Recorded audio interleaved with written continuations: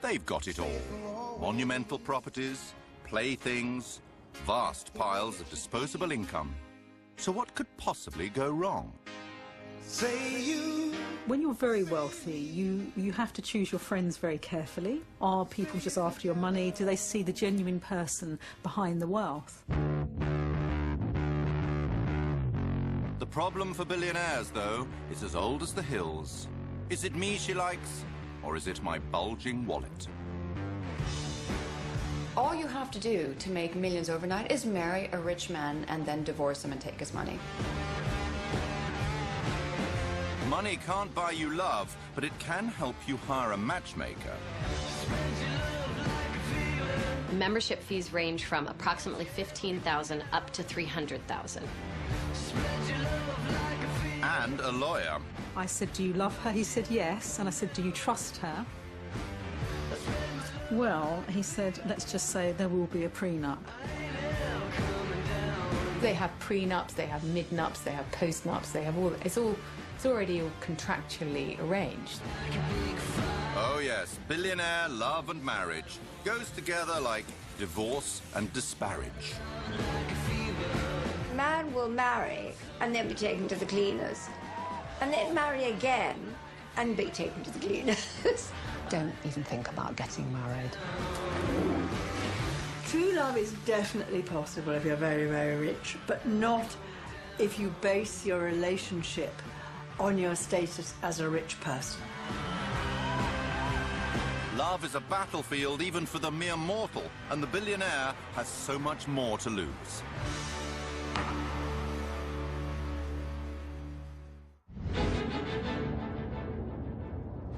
London is billionaire central.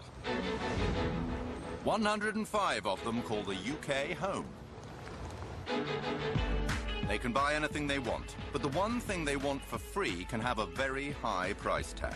That is to love and be loved.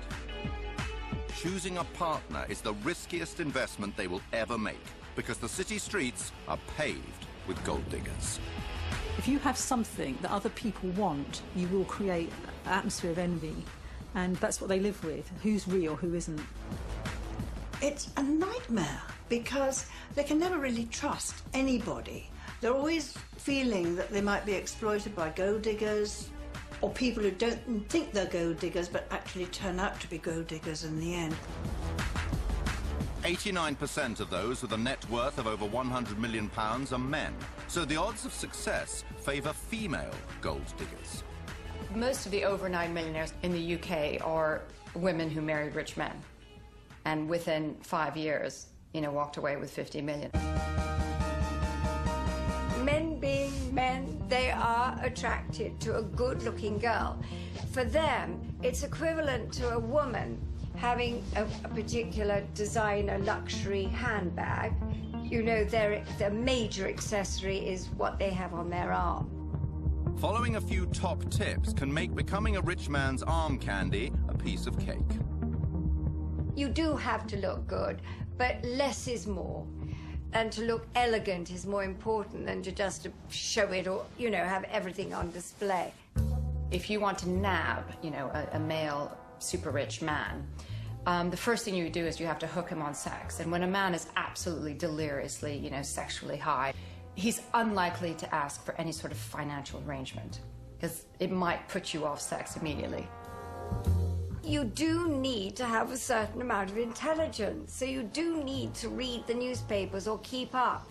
But at the same time, don't keep giving your opinion. Always be a good listener, because if you're a good listener and always agree to everything, well, you get on a lot better with men, I find. Rather than having a two-way dialogue, conversation, flirting, thinking how they can make the other person feel good, they're often only able to talk about themselves. There's one way the super-rich man can guarantee a beautiful woman will hang on his every word. Reward her. There are plenty of websites designed to help. You can have all the money in the world, but if you don't have anyone to share it with, what's the use? And you use seeking arrangement for the billionaires. All they've got to do is click a couple of buttons and voila, you've got your ideal woman. Seeking Arrangement is one website that offers to bring together 700,000 sugar daddies and 2.6 million sugar babies. A sugar daddy is usually an older man who works as a CEO, executive, clearly has additional income to spend on a relationship. And a sugar baby is usually a young, ambitious woman who is looking for financial assistance or nice gifts from a man to kind of advance herself, to afford herself the same lifestyle that he has. The guys on the site are very worldly, you know, they've travelled. You don't get the riff-raff of society. I don't think I'm asking for too much, 100,000 minimum. I'm fed up with the scrounging men and the layabouts and the guys that are really not ambitious. Former sugar baby Helen Croydon used Seeking Arrangement for 3 years. There's a tacit agreement here that it is the girl who's going to slot into the man's busy life. They can say things such as, you know, I only want to see you during the weekends. Which I think is a very honest way of saying, I haven't got the time or the emotional capacity to invest in a full-time conventional sort of relationship. A lot of the guys will offer you know, luxury gifts, so perfume or designer handbags, could be shopping trips, help with your rent as well. The nicest gift I received has to be this Cartier diamond ring. But presents from super rich men can shift to cold cash. I remember there was one man, and he'd always insist on buying me something fabulous, and I didn't really need anything more, and I'd always go and take it back and then just keep the money. And I think he eventually realised I did this, and he said, oh God, why didn't you say? I'll just give you the money. The form of financial assistance usually comes in a monthly allowance, and the average monthly allowance is about £3,000. One day I did accept cash, and it was, you know, 2 years actually of me questioning the morals of that and thinking, oh my gosh, girls like me don't do this. The media has been quick to judge these relationships and say that, oh, well, all these billionaires are just paying for high-class prostitutes. For an escort, you pay them to leave. For a sugar baby, you're paying them to stay. But are sugar babies just expensive arm candy, or is there more involved in keeping a rich man sweet? I think just like anyone else, they had a need, a sort of a romantic need to spend some intimate time with one person. Sex is part of that. It's not about having sex with somebody and getting paid for it. It's about providing a certain relationship and having the chance to share their wealth. There was one man who I had dinner with once, and he said that the reason he had these sorts of compensated relationships was because it was cheaper than getting a wife. Coming up. So nice to meet you. How the services of a matchmaker can save the billionaire bacon. If you're sitting across the room from a gold digger, trust me, they tell you that they want a man with money. So it's very easy for us to screen out gold diggers. And just married. Subject to contract, of course.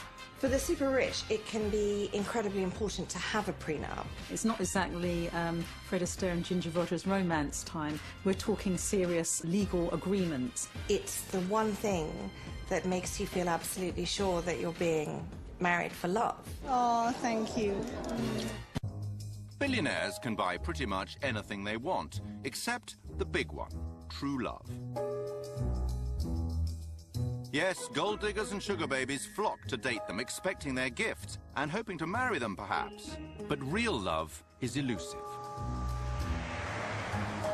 It's no wonder that some billionaires are prepared to spend hundreds of thousands of pounds on the services of matchmakers to keep ne'er-do-wells at arm's length. If you're sitting across the room from a gold digger, trust me, they tell you that they want a man with money. So it's very easy for us to screen out gold diggers.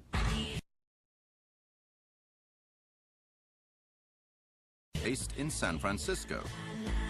CEO Amber Kelleher and her team help the super rich, both men and women, stay safe while searching for love. They can't go online because once you put who you really are, you can be searched immediately. You can go onto Google, you can find out someone's income. To not work with a professional matchmaker it's a no-brainer. We have 2 new elite clients that are on hold together and exploring a relationship. So the billion-dollar question, how much does it cost to keep gold diggers at bay? The membership fees range from approximately $15,000 up to $300,000. It depends on how many offices you want working for you, how many countries you want. We have 10,000 on average people apply per year, and we work with 200 of them. We have a phenomenal woman that's come on board. She was referred by one of our most important relationships. Amber's small, carefully selected client base has equal numbers of men and women. But although women make up just 10% of the global super rich, they represent 80% of those applying to be taken on by Amber. That could be very shocking maybe for people to hear. You think, my goodness, don't you work for all the wealthy men? We would if they were smart enough to call us. But this is Carolina, and how do you pronounce your last name so that I don't... It's complicated. Carolina Zaziniak. What are 2 things that you can share with us that you're excited about? Carolina is a former professional tennis player who started a couple of businesses and then invested very wisely. Sometimes I'm wondering if the men that I'm dating are more interested in, you know, what I'm worth or some of the contacts that I may have. You know, there's always that wonder if they're interested in you for the right reasons. It may be deemed socially acceptable for a super-rich man to marry a beautiful, younger and poorer woman, but it's not for a super-rich woman to do the same. So, the pool of potential partners is significantly reduced. Is it that we know the gentleman first that appeals to you, or just the fact that maybe you're no longer in charge of your dating life and we're taking over? Nice meeting you. Nice to meet you too. Carolina is joining an elite matchmaking club. But there's another section that's even more exclusive. Well, we have what's called the CEO Club, and just 10 people per year are able to become part of this elite group. And they pay $150,000 to be part of the group, and then there's a success fee that matches that. 43-year-old David Boyer is someone Amber is thinking about inviting into the CEO Club. He made his millions working for McKinsey and eBay. So nice to meet you.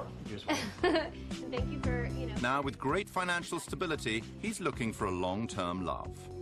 Well, clearly I'm looking for somebody who's fun and funny and attractive and intelligent, and who, when I talk to them, actually they get a sparkle in their eye. It's the best friend that I'm looking for. The Wingtip, an exclusive social club with a boutique attached, is just one place Amber takes her top clients. Hi, David. Good to see you. This is Louise. Well, if you're an elite client and you join the CEO Club, where I personally work with you, I'll be at the TED conference, I will be at Sundance, I will be having private events on Necker Island. I am always looking for that special someone that could be a perfect match for my client.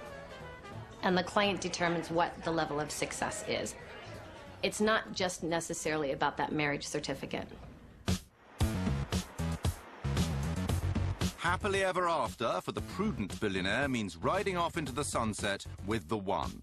But first, making sure the paperwork's in place before any pealing of wedding bells. All you have to do to make millions overnight is marry a rich man and then divorce him and take his money. I think the advice that I would give to somebody who is spectacularly wealthy, who's living here, is don't even think about getting married. Formidable divorce lawyer Raymond Tooth, known as Jaws, fights for the wives of the rich and famous. I say this, and I hope I don't get any hate mail. The fact is that the best career for a woman is to marry a wealthy man without a prenup. I mean, there was a famous case where a man was worth about 20-odd million. Marriage lasted 3 years, no children. She came into it with nothing and ended up with 5 million quid. 5 million quid tax-free. Billionaires who want to avoid being the get-rich-quick scheme for a prospective wife or husband need a prenuptial contract. A legal agreement that determines how the wealth will be divided if the marriage goes to pot. They're also handy for preventing arguments about which partner gets to keep tricky woo, and in one case even dictated the final destination of a taxidermied horse. For the super rich, it can be incredibly important to have a prenup because it's the one thing that makes you feel absolutely sure that you're being married for love. Aisha Vardag is a top lawyer known as the diva of divorce. And that's in the chronology. It's been served on them, everything about the couple, so they know that it was all after their separation. In 2010, she won a landmark case that strengthened UK prenups and brought them in line with Europe and the rest of the world. So, as she marries for the second time, she's practicing what she preaches. The happy couple have already gifted themselves a prenup. We both wanted to organise our affairs so that in the event that we parted, what we had built up beforehand was safeguarded for our children from our previous lives. Like all blushing brides and grooms, their wedding day is a celebration of pure and undiminishable love. And there's a lawyer's flourish, too. To be really, really sure their prenup is watertight, they are signing it post-nup in front of all their guests. There are lots of things that people don't want to talk about money, they don't want to talk about problems, they want to sweep lots of things under the carpet. Having gone through and dealt with all of that, we felt made our marriage much stronger. Oh, thank you. So that was why we had the post-nup then and there, along with the cake, really to celebrate the fact that our marriage was very much a partnership of equals. But when it's not a marriage of equals, prenups can have a nasty habit of accelerating divorce. If you start analysing what is going to happen when your marriage breaks down, you kind of almost inject into your marriage a kind of death wish. I had a client recently, he's met a younger woman, he's been divorced. I said, do you love her? He said, yes. And I said, do you trust her? Well, he said, let's just say there will be a prenup. So you have all the lawyers come in already before you've even started the relationship, dividing out who would have what, and you're only getting this. So, you know, if you do this, if you're unfaithful, you're not going to get this. You know, it is all mapped out before, and I just think that there goes the romance out the window. In the billionaire world, hanging on to your riches often means jettisoning the chance of romance. Not for American comic Roseanne Barr. She was so in love with Tom Arnold before their 1990 wedding that she fired her attorney for suggesting she sign a prenup. When the couple divorced 4 years later, Arnold left with $50 million. But if love doesn't last forever, neither, it seems, do prenups.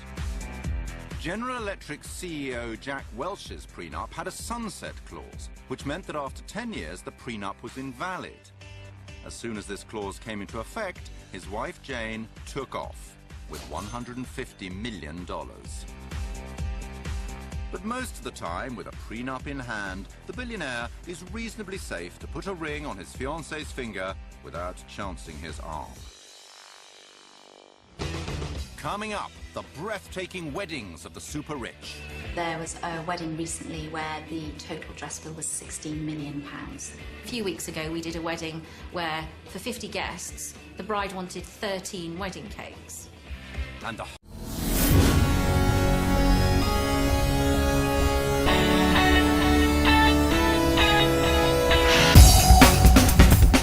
harsh come down as the reality of being married to the hyper-wealthy takes hold. What I usually see is that nobody is good enough. Things are not perfect enough. And the amount of unfaithfulness, not just by men but by women, is extraordinary. If a billionaire believes they finally found a trustworthy mate, it's time to show off their success with an extremely extravagant wedding.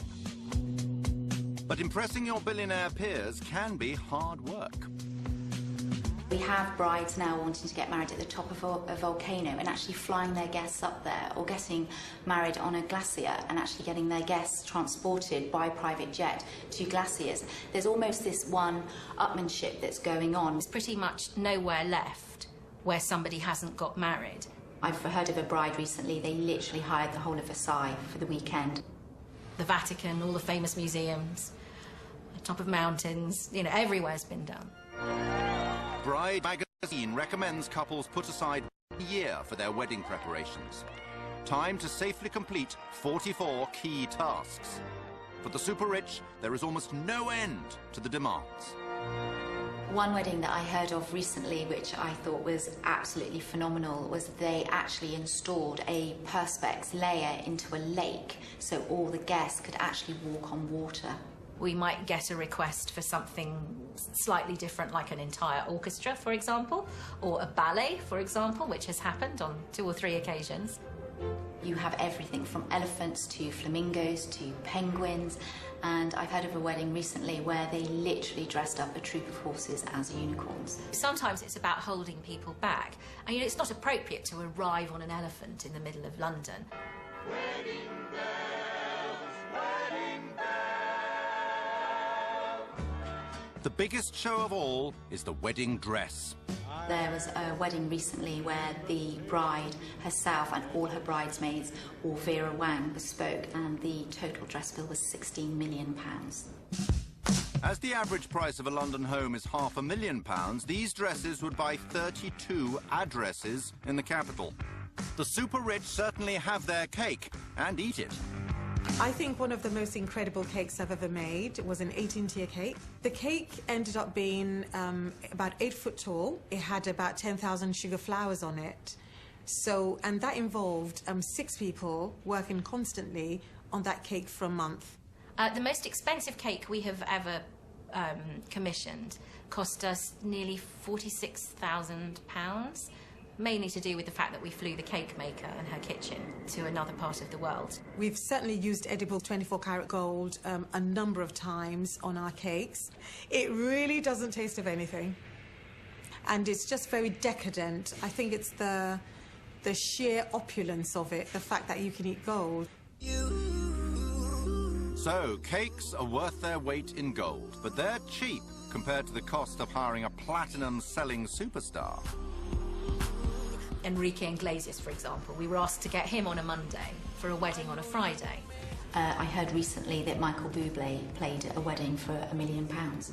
The demand for these performers has gone up. Their price has gone up, so it's now stratospheric money. And then when they turn up, they're not going to do 2 hours, they're going to do 20 minutes. It's hard work being a guest at a super rich wedding. Now there are weddings that are lasting literally 7 to 10 days, involving, you know,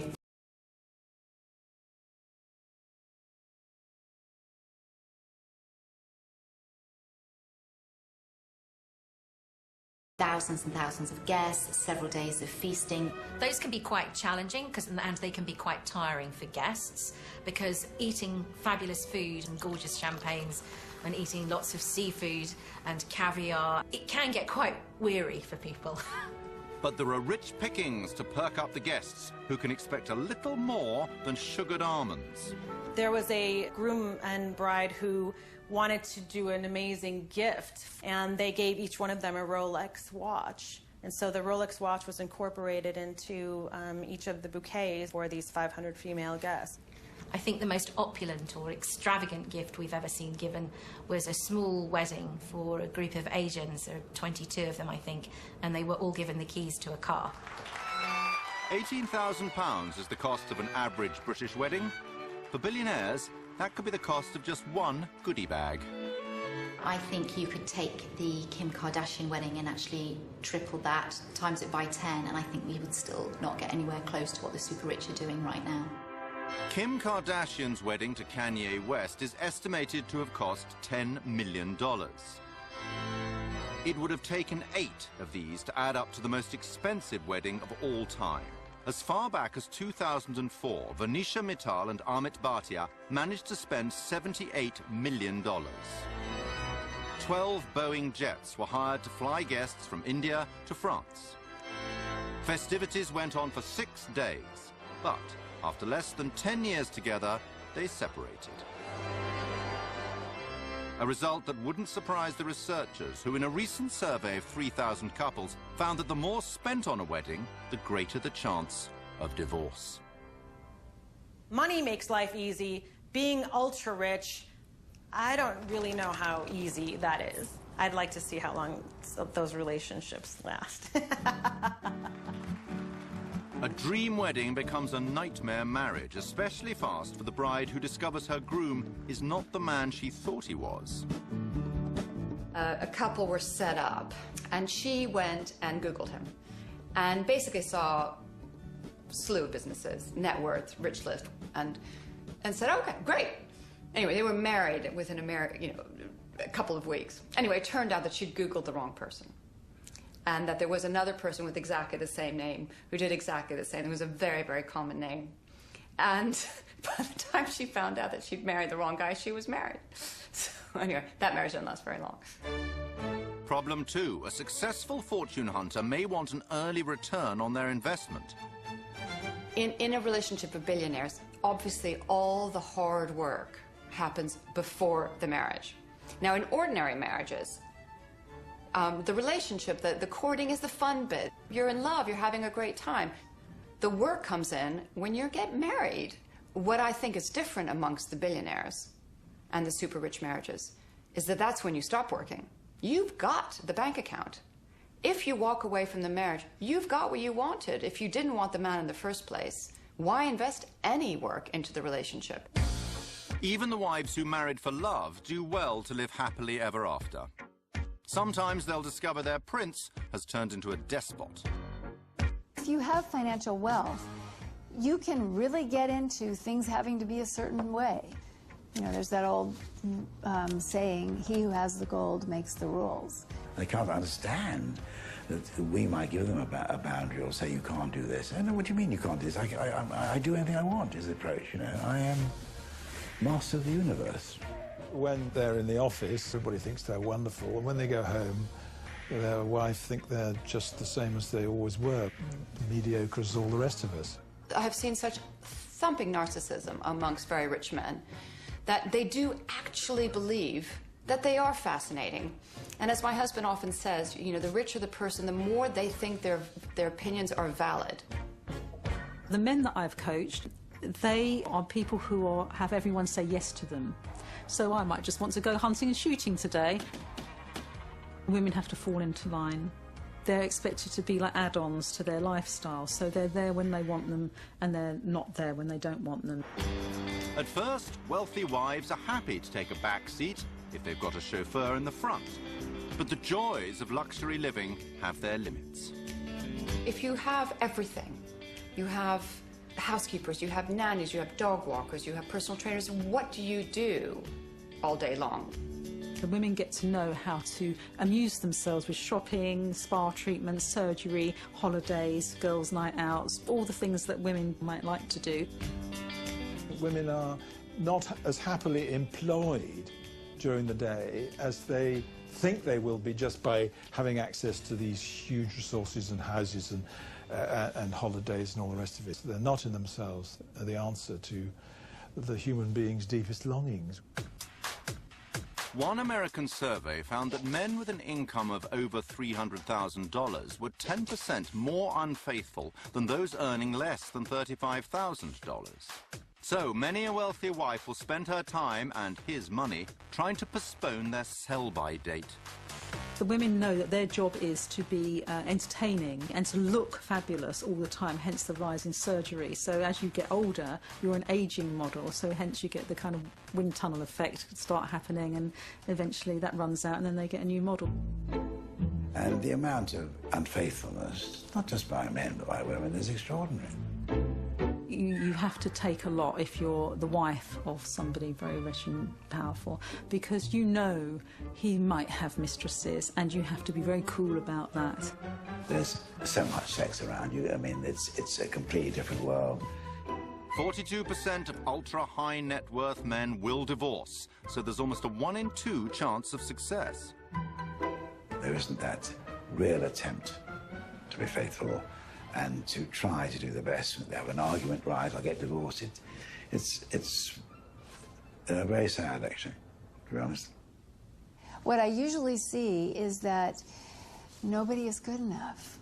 Things are not perfect enough. And I often feel like, wow, you know, it seems like if you had been assertive and talked about it that it's perhaps something that could have been worked out. The fact of the matter is that people do not make enough effort to save their marriages.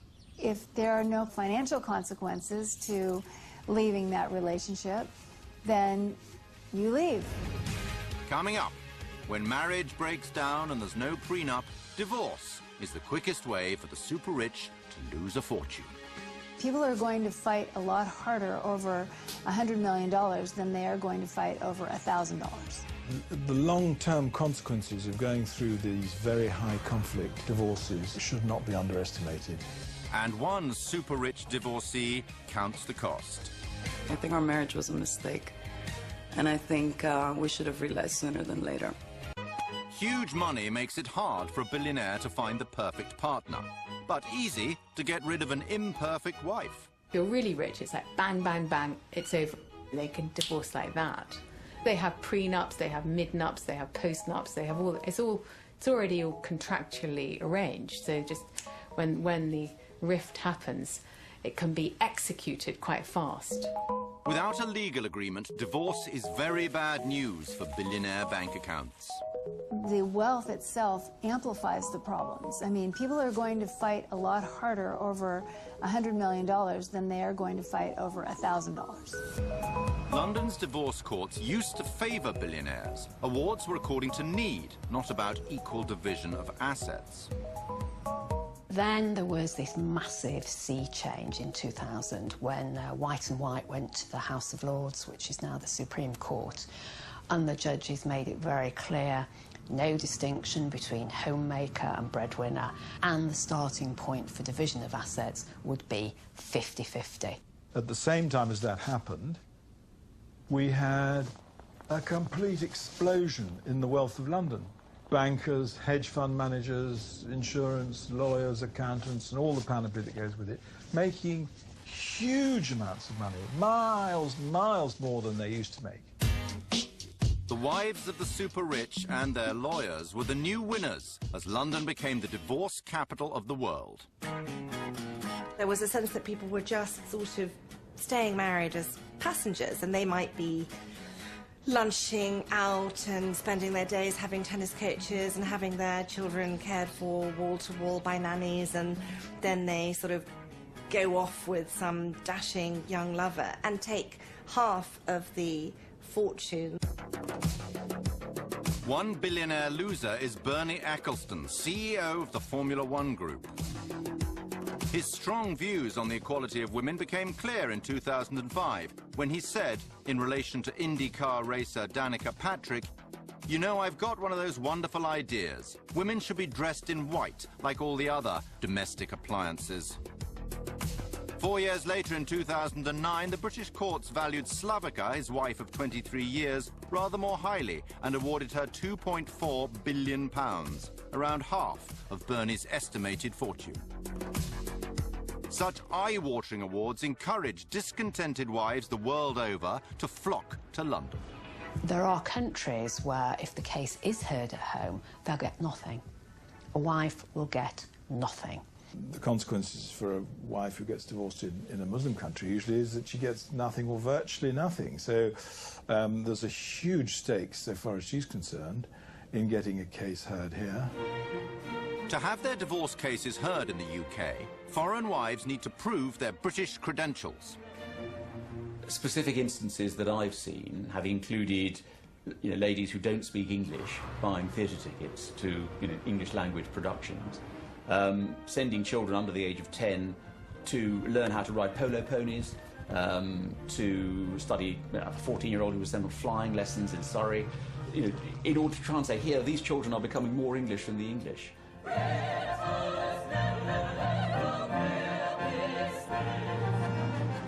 When former Malaysian beauty queen Pauline Chai was divorcing the multimillionaire chairman of Laura Ashley, she claimed that keeping more than 1,000 pairs of shoes in her Hertfordshire estate proved the UK was her permanent home. But becoming British does not always mean playing with a straight bat. I heard a great story of a friend married to a super rich Russian mogul, and their marriage was coming to an end. But she was a bit savvier about the English court system, so she went and hired every single divorce lawyer in the UK, including Fiona Shackleton and all this, and basically put them on retainer. When you put a lawyer on retainer, he is not allowed, or she is not allowed to act for the other side. So by the time her kind of fairly dim-witted husband got around to hiring her lawyer, there were none left in England. Anyway, she walked out with one of the best divorce packages I've ever seen. And super-rich men have a divorce tactic of their very own. Most of the super-rich become very un-super-rich when they get divorced. You will find people who were, steel industrialists are now, they become school teachers overnight. And you become a school teacher for the entire year, you're getting divorced, and then you go back to being a steel magnate. So when you're divorcing, you only have £10,000 salary, and that's the new trick. Not hiding your wealth under a bushel results in astonishing divorce payouts. The top payout of all time was in 2014. Elena Rybolovleva, wife of Russian fertilizer king Dmitry, reaped a bumper harvest of $4.8 billion, more than half of his estimated fortune of $8.8 billion. But coming up on the inside track to smash this record is a divorce payout that means oil tycoon Harold Hamm is lining up to be the billionaire with the biggest wad to lose. He's worth $20.2 billion, and so, even if his wife Sue is awarded only a quarter of his fortune, she'll become the richest divorcee of all time.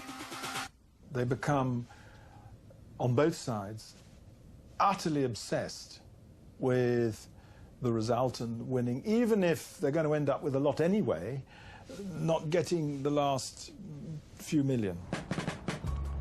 Women may be entitled to half their husband's money, but how much is he really worth? If somebody is absolutely determined to have assets all over the world in a network of companies and trusts, it's going to be very hard to find them. In July 2010, there was a court decision that made this even harder. Lisa Cengiz was born in Tehran and arrived in London when she was 13. She has always been surrounded by wealth. You know, this world is very colorful. It's very attractive. So it's very easy for a beautiful girl to want to be a part of it. In 2001, on the super-rich party circuit, she met Vivian Immerman. He was a food and drinks magnate known as the Man from Del Monte. He sold his stake in the fruit giant for £380 million in 1999. And 2 years later, he became Lisa's second husband. We were married within 8 months, so it was very quick. It was very quick. We didn't really have time to get to know each other.